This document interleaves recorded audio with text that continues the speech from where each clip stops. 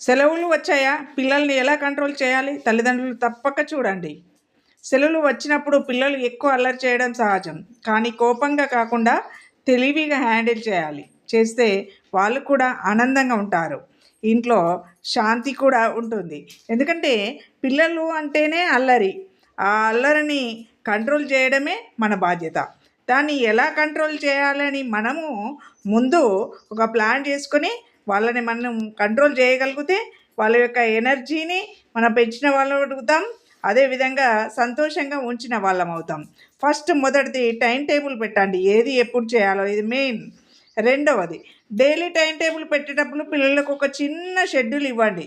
లేవడం ఎప్పుడు, ఆట, చదువు, టీవీ, మొబైల్ టైము, కథలు, డ్రాయింగ్ ఇవి రొటీన్గా ఉంటే అలర్ తగ్గుతుంది. ఎందుకంటే రొటీన్ అయితే రోజు అవే చేయాలని వాళ్ళకి అలవాటు అయిపోతుంది. కాబట్టి ఆ రొటీన్ విషయాల్లోకి వెళ్ళిపోతారు. ఇది పిల్లలకు కొంత మేలు చేస్తుంది.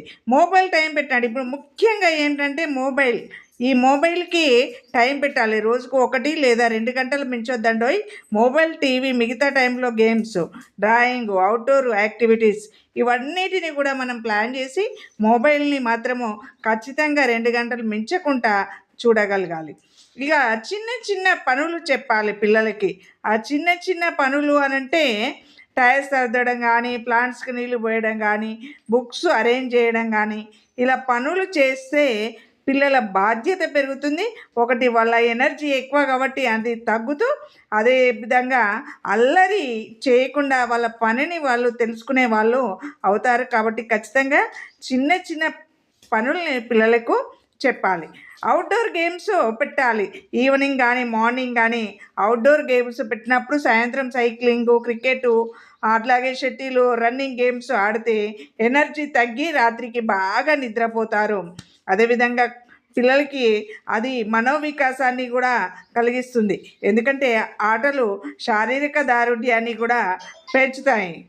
క్రియేటివ్ పనులు ఇవ్వండి.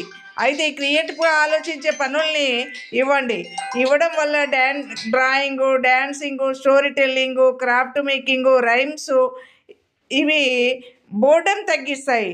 పిల్లలు సంతోషంగా ఉంటారు. కాబట్టి ఇవి ఖచ్చితంగా వాళ్ళకి పెట్టాల్సిందే. ఇక ఎక్కువగా అరిచేయద్దు. ఎప్పుడు కోపంగా మాట్లాడితే పిల్లలు ఇంకా స్టబ్బర్న్ అవుతారు. నువ్వు చాలా అల్లరి, ఇలా చేస్తే మంచిది కదా అని కామ్గా చెప్పండి.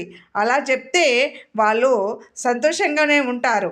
లేదంటే వాళ్ళు రివర్స్ అయ్యి కోపాన్ని ఇంకా పెంచుకునేటట్టు మొండిగా తయారవుతారు. అందుకే ఎప్పుడు పిల్లల మీద అరవద్దు. వాళ్ళకి ఫ్యామిలీ టైం ఇవ్వండి. రోజుకొక ఎంతసేపు కలిసి ఆ ఆటలు కానీ, కథలు కానీ, వాకింగ్ చేస్తే పిల్లలు హ్యాపీగా ఉంటారు. వాళ్ళతో కలిసి ఉంటేనే పిల్లల గురించి మనకు తెలుస్తుంది, మన గురించి పిల్లలకు తెలుస్తుంది. హాలిడేస్ టైం కాబట్టి ఖచ్చితంగా తల్లిదండ్రులు వీలు చేసుకొని పిల్లలతో గడిపే ప్రయత్నం చేయాలి. చేసినప్పుడే మన పిల్లల్ని మనం అర్థం చేసుకుంటాం. చిన్న చిన్న బహుమతులు ఇవ్వండి. మంచి పనులు చేస్తే బహుమతి ఇవ్వండి. వాళ్ళకు సంతోషంగా గడుపుతుంది. ముఖ్యంగా గుర్తుంచుకోవాలి, పిల్లలు సెలవుల్లో యాక్టివ్గా ఉంటారు. వాళ్ళ ఎనర్జీని మంచి పనుల వైపు మళ్ళిస్తే కంట్రోల్ చేయడం చాలా ఈజీ అవుతుంది. అందుకే మనం మంచి పనుల కోసం వాళ్ళని మళ్ళించాలి. పిల్లలతో గడిపే ప్రయత్నం మాత్రం అస్సలే మానుకోవద్దు.